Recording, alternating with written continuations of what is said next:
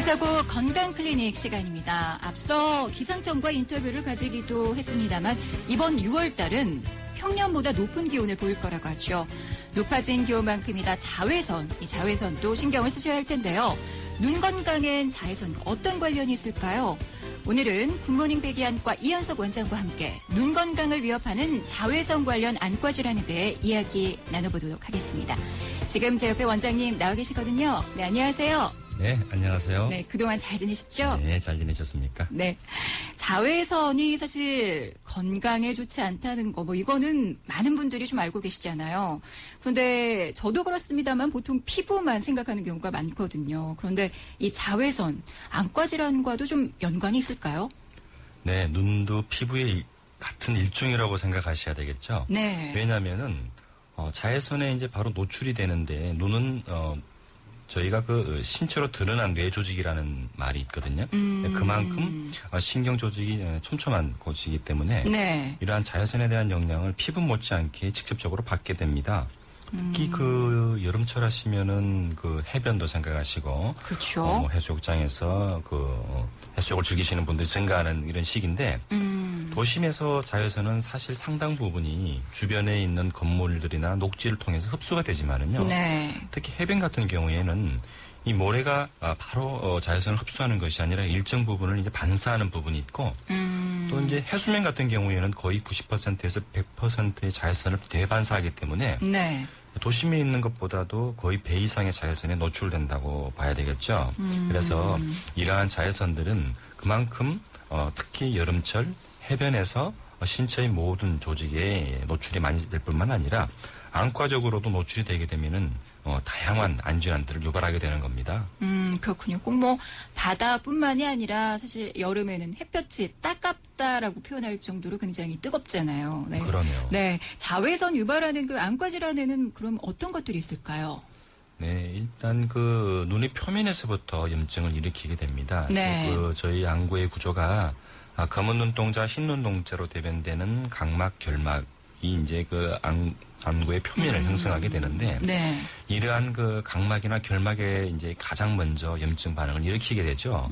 특히 그 각막의 경우에는요, 제가 검은 눈동자를 보통 가리키는 부위인데, 네. 여기는 그 표면이 굉장히 그 섬세한 그 상피 조직으로 되어 있어요. 그래서 어떤 이러한 그 광자극에 자외선에 많이 노출이 되게 되면은 이 빛에 의해서 이러한 그 각막 표면이 화상을 입게 돼가지고요.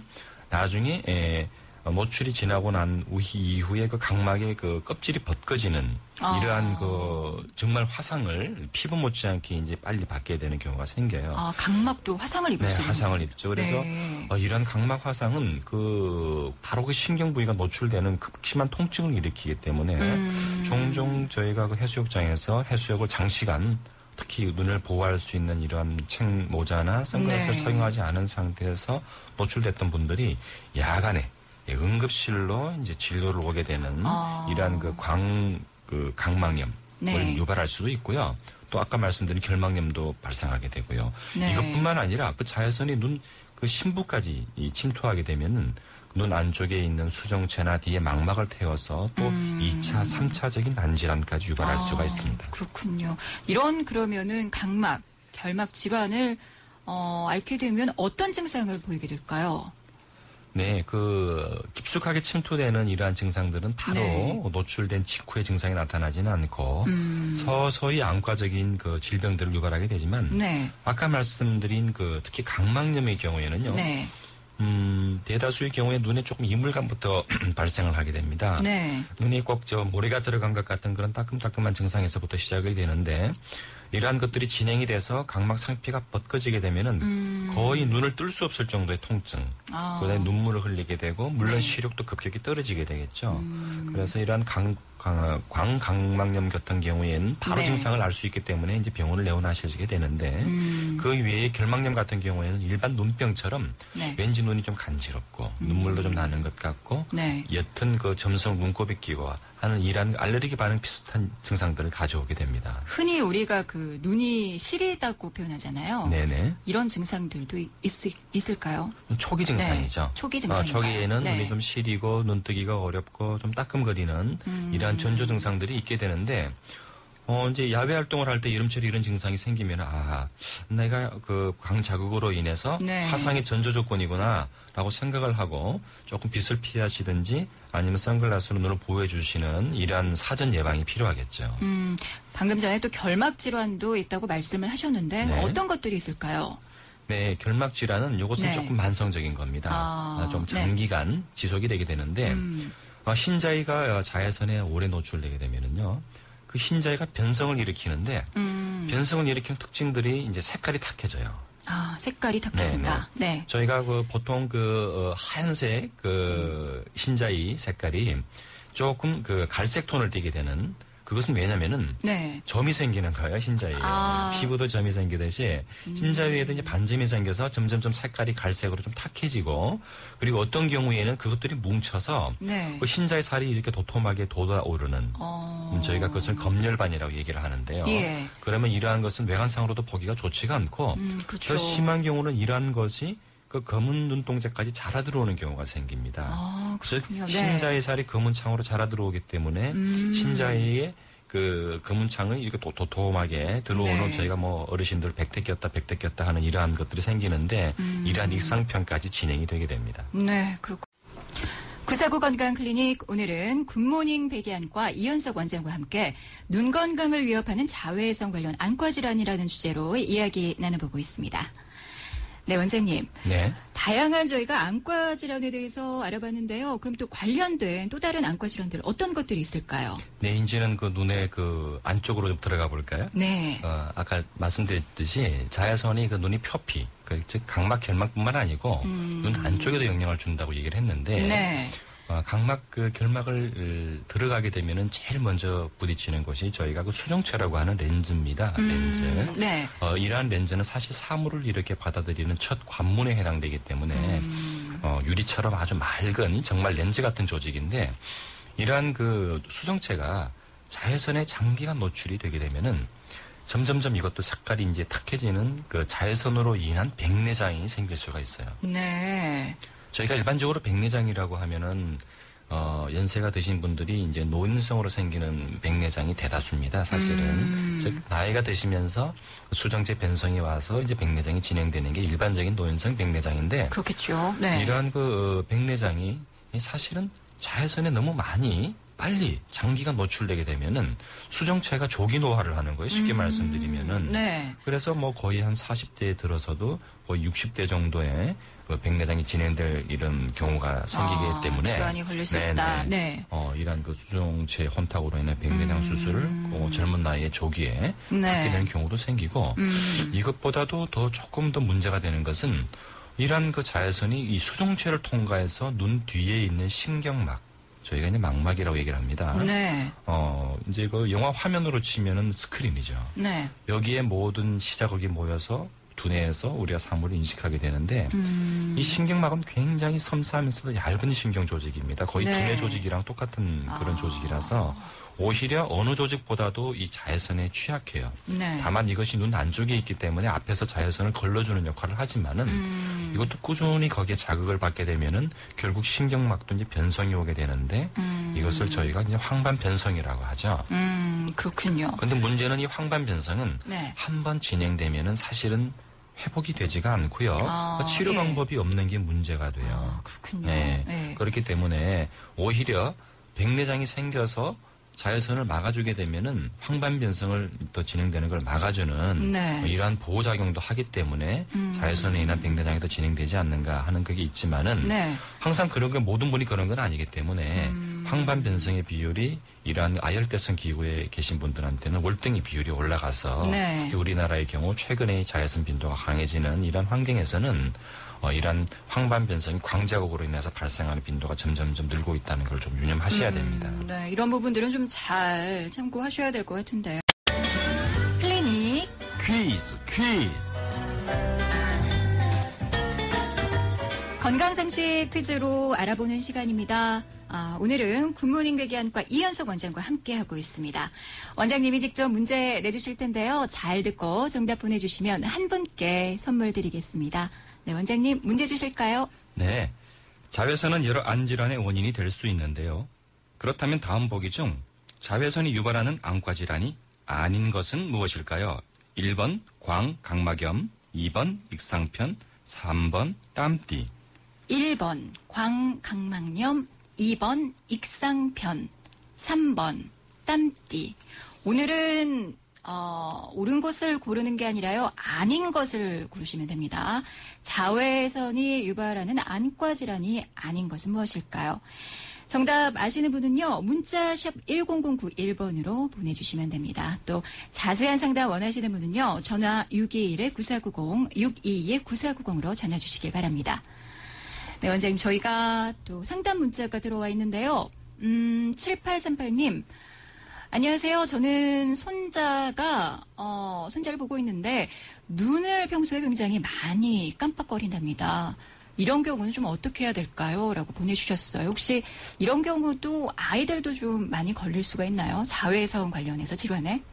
네. 자외선 관련되는 것은 뭐 연령에 관계없이 다 발생할 수 있는데 네. 아마 이 경우는 뭐 자외선의 연관성이라기보다는 그 손자분이 이제 그 자체적으로 가지고 있는 증상이겠죠. 눈을 자주 깜빡거린다. 네.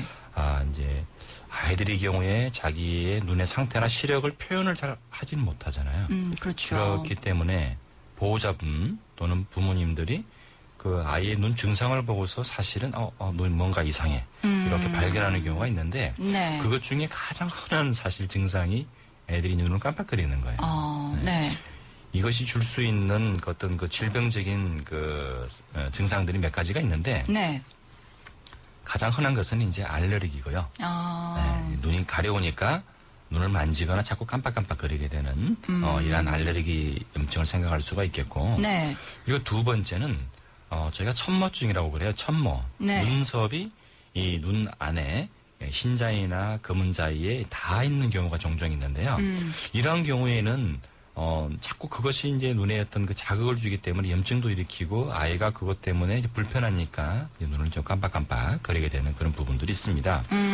네. 그리고 이제 또 조금 더 심각한 부분은 실질적으로 그 아이가 그 시력에 문제가 있는 경우가 있어요. 네. 실질적으로 양쪽의 시력을 재보면 한쪽이 떨어져 있는 경우가 있고 이런 경우에도 의도적으로 네. 안 보이는 정도로 자꾸 깜빡거리는 증상이 생기게 되고요.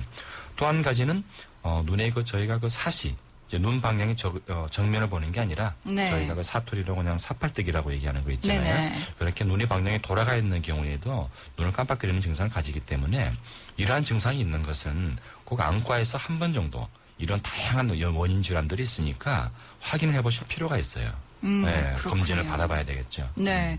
혹시 그 눈을 깜빡거린다 이 이야기가 나와서 말인데 안구건조증이 있지 않습니까, 원장님? 네. 그 안구건조증이 있는 경우에는 또 자외선 관련된 안과 질환에 좀 취약할 수가 있나요? 그러면 저희가 네. 안구건조증이라고 하는 것은 눈의 표면을 이렇게 감싸주는 눈물층이 문제가 있거나 부족한 경우니까요.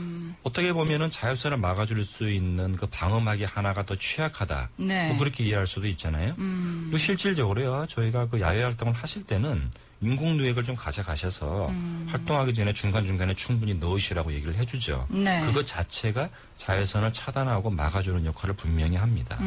이런 것도 좀 궁금하거든요. 네. 요즘에 라식, 라섹, 또 뭐 백내장 수술 이런 거 많이 하시잖아요. 그럼 네네. 조금 이런 질환들에 조금 취약할 수도 있을까요? 이렇게 수술 받으신 분들 중에서는 좀 관리가 좀 필요하겠죠. 그렇지는 않습니다. 결국은 그렇지 않나요? 네. 이러한 분들이 물론 그 시력 교정 수술을 받았을 때 한시적으로 안구건조증은 생겨요. 네. 그래서 이러한 그 시기 대개 3개월에서 6개월까지는 특별히 본인이 자외선이나 또는 안구건조증에 대한 준비를 많이 해주셔야 되지만 그러한 기간이 지나면은 일상적인 보통 분들하고 이제 똑같이 생각하시면 되겠고요. 다만 제가 한 가지 더 부연 설명을 드리면 오늘 날씨가 조금 흐린데요. 네. 많은 분들이 착각을 하세요. 이런 흐린 날씨에는 자외선이 없으니까 뭐 안 해도 그렇지 않습니다. 그렇지 자외선은요, 않나요? 네. 이런 구름에 관계없이 이 지상에 그대로 이제 내려오게 되고요. 어떠한 경우에는 구름이 있는 날이 쨍한 날보다 자외선 강도가 더 강한 날도 있어요.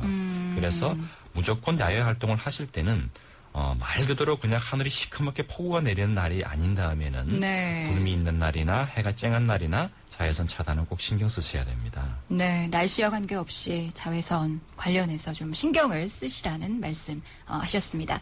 네, 구사고 건강클리닉 오늘은 굿모닝 백이안과 이현석 원장과 함께 하고 있습니다. 네, 원장님 저희가 드린 퀴즈 정답 알려주셔야죠.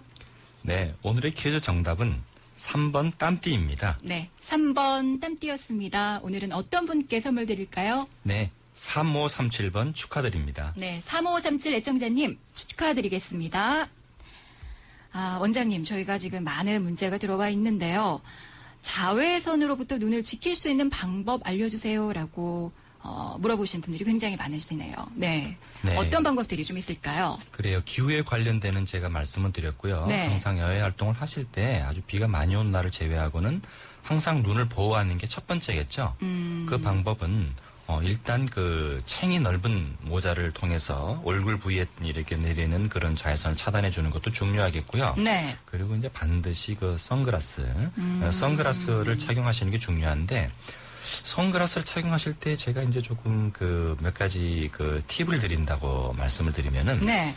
일단 선글라스는 고르실 때 물론 패션이기 때문에 본인이 취향이 다 있어요. 네. 색깔도 좋아하시는 네. 분이 있을 거고 그렇죠. 스타일도 다 있을 텐데 그런 모든 것을 이제 배제하고서 눈에만 좋은 선글라스를 말씀드리면은 첫 번째 선글라스는 사실은 그 렌즈의 표면이 얼마나 촘촘하게 자외선을 차단할 수 있느냐 또는 그 색채가 얼마나 고르냐에 따라서 그 기능이 월등히 차이가 좀 나기 때문에요. 네. 사실 조금 그 비용 투자를 하셔야 되겠죠. 네, 그렇죠. 불량품들이 상당히 많아요.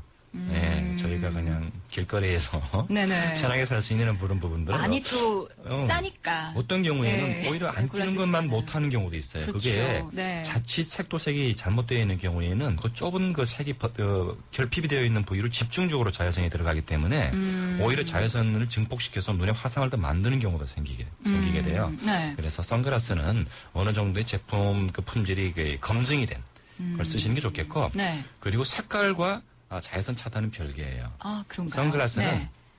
자외선 차단 지수라는 그 수치가 있어요. 그래서 그 수치에 따라서 자외선이 차단이 되는 거고요. 말 그대로 색은 본인이 취향이나 본인이 좋아하는 색상의 상황에 따라서 저희가 참고적으로 말씀드리면 운전하실 때는 조금 녹색 계통이 좋아요. 아, 네. 그리고 해변가에서는 좀 갈색 계통이 좀 좋을 것 같고요. 네. 그리고 눈을 충분히 덮을 수 있는 그래서 제일 좋은 것은 저희가 보통 스포츠 거글이라고 하는 거 있잖아요. 좀 곡률이 지어서 꼈을 때 눈을 완전히 이렇게 막아버리는 같은 이러한 선글라스들이 사실은 자외선 차단 효과로만 보면 훨씬 더 유용하고 좋은 거죠. 그렇군요. 지금 2162님께서도 보내주셨거든요. 자외선 때문에 선글라스 자주 착용하는데 평소에 렌즈를 착용해서 렌즈 선글라스 같이 쓰는데요. 도수 나온 선글라스 착용하는 게 나을까요? 라고 네, 보시나요? 관계없어요. 관계가 없으신가요? 선글라스도요, 아주 그 거글형처럼 곡면이 휘어 있는 경우에는 사실 그것을 도수를 넣기가 쉽지가 않은데, 네. 보통 일반적인 우리가 편형 안경의 선글라스 같은 경우에는 도수 처방이 다 가능하거든요.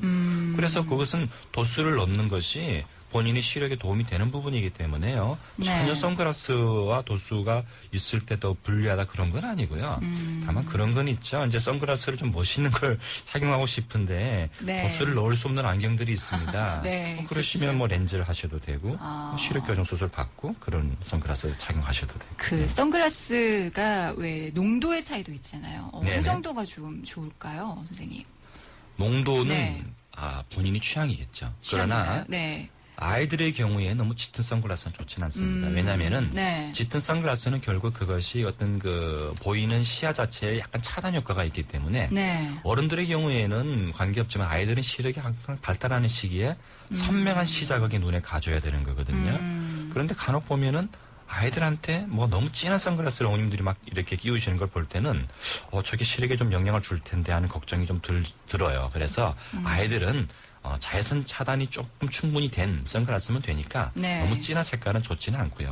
어른들은 관계없어요. 네. 자기가 편한 취향대로 고르시면 됩니다. 네, 오늘은 자외선 관련 안과 질환에 대해서 말씀 나눠봤습니다.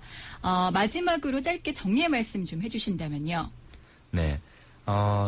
자외선이 최근 우리나라의 기후가 급격히 네. 와일드성으로 바뀌면서요. 그렇죠. 제가 네. 실제로 그 안과 의사로서 이렇게 지내다 보면은 자외선 관련되는 그런 그 아까 말씀드린 백내장이나 황반 변성들이 증가하는 걸 제가 분명히 많으시죠? 느껴요. 네. 분명히 느끼는데 일반적으로 특히 좀 연세가 있으신 분들이 더 그렇긴 한데 바깥에서 이렇게 선글라스를 착용하시는 것을 좀 거부감을 가지시죠. 이건 예의가 좀 아닌 것 같다는 네. 이런 거부감들이 있으신데요. 이제 그렇게 생각하실 건 아니고 이제 반드시 이제 바깥에서 활동을 하실 때는 항상 눈을 보호하는 목적으로 선글라스는 아니면 색을 좀 뺀 상태에서 자외선 차단에 대한 안경을 좀 착용을 하시고 네. 그리고 이제 아까 인공 눈물약 같은 것을 조금 넣어서 눈을 보여주시는 것도 좋은 방법일 것 같아요. 네. 하여튼 선글라스는 안과적으로도 적이니까 반드시 잘 차단하고 피하셔야 됩니다. 네, 오늘 도움 말씀 역시 고맙습니다. 수고하셨습니다. 네, 감사합니다.